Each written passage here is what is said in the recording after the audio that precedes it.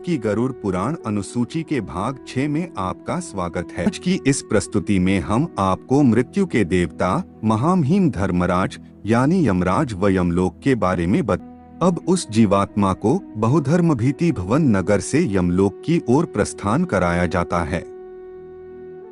फिर गरुड़ जी प्रश्न करते हैं कि हे भगवान, यमलोक कितना बड़ा है, कैसा है, किसने बनाया है, उसकी सभा कैसी है और कैसी जीवात्मा यमलोक में प्रवेश कर सकती हैं? इन सभी प्रश्नों के उत्तर आप मुझसे कहिए।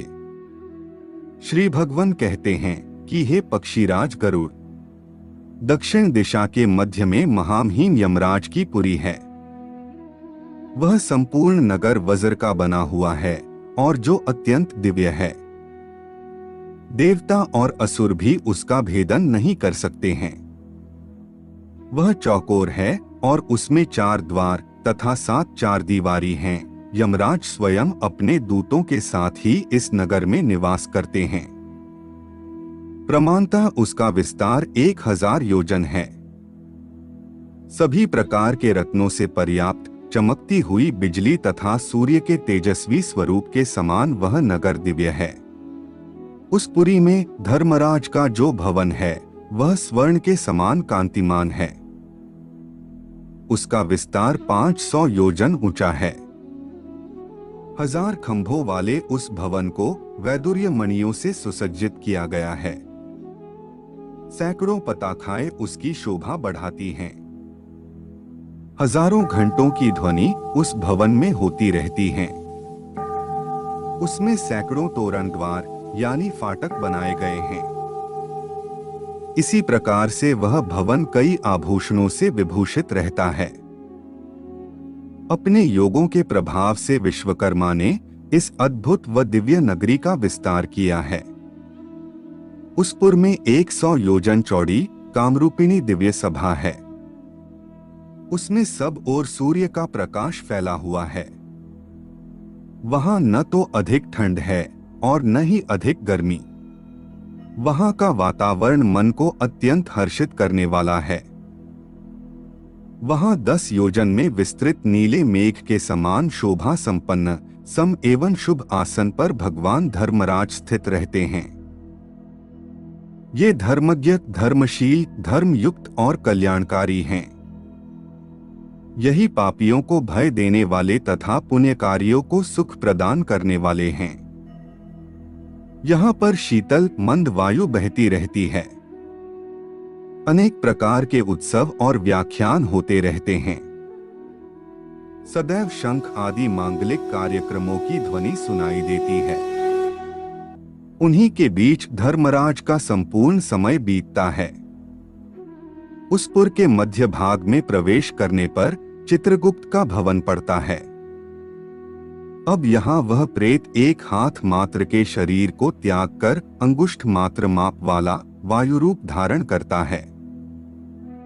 वायुरूप होकर भूख से पीड़ित वह जीव यमदूतों के साथ चित्रगुप्तपुर की ओर जाता है, जिसका विस्तार 25 योजन है और उसकी ऊंचाई 10 योजन है। वह लोहे की दीवारों के द्वारा चारों ओर से घिरा हुआ एक महादिव्य भवन है। इसमें आने जाने के लिए सैकड़ों गलियां हैं और सैकड़ों पताखाओं से यह सुशोभित रहता है। सैकड़ों दीपक इस भवन में प्रज्वलित रहते हैं। बंदीजनों के द्वारा गाने बजाने व गीत आदि की ध्वनियों से यह भवन गुंजायमान रहता है। चित्रगुप्त के इस भवन को सुंदर चित्रों से सजाया गया है। इस भवन में मुक्ता मणियों से निर्मित परम विस्मयकारी एक दिव्य आसन है, जिसके ऊपर बैठकर चित्रगुप्त मनुष्य अथवा अन्य प्राणियों की आयु गणना करते हैं। किसी के पुण्य और पाप के प्रति कभी उनमें मोह नहीं होता। जिसने जब तक जो कुछ भी अर्जित किया है वह उसे जानते हैं। वह 18 दोषों से रहित जीव द्वारा किए गए कर्म को लिखते हैं। जिसने जैसा शुभ या अशुभ कर्म इकट्ठा किया है वही सब चित्रगुप्त की आज्ञा से भोगना पड़ता है। चित्रगुप्त के स्थान से पूर्व की ओर ज्वार भवन है। दक्षिण की ओर शूल, मकड़ी और विस्फोट यानी छाला पड़ना आदि रोगों का स्थान है तथा पश्चिम की ओर अजीर्ण और अरुचि रोग का स्थान है। उत्तर की ओर रक्त रोग और पीलिया रोग का अथवा ईशान कोण में सिर की पीड़ा और अग्नि कोण में मूर्छा का स्थान बताया गया है। इसी प्रकार की अन्य व्याधि भवनों से चित्रगुप्त का स्थान घिरा हुआ है। हे गरुड़, कोई भी प्राणी जो कुछ कर्म करता है वह सब कुछ चित्रगुप्त लिखते हैं। धर्मराज के भवन के द्वार पर रात दिन दूत गण उपस्थित रहते हैं। प्राणी के शुभ या अशुभ कर्मों के अनुसार ही यह निर्धारित किया जाता है कि इसे किस द्वार से यमलोक में प्रवेश करना चाहिए। जो पापी व दुराचारी व्यक्ति होते हैं, यमदूत उन्हें यमलोक के दक्षिण द्वार से प्रवेश कराते हैं। यमदूतों के महापास से बंधे पापी और नीच व्यक्ति को धारदार कोड़ों से मारा जाता है।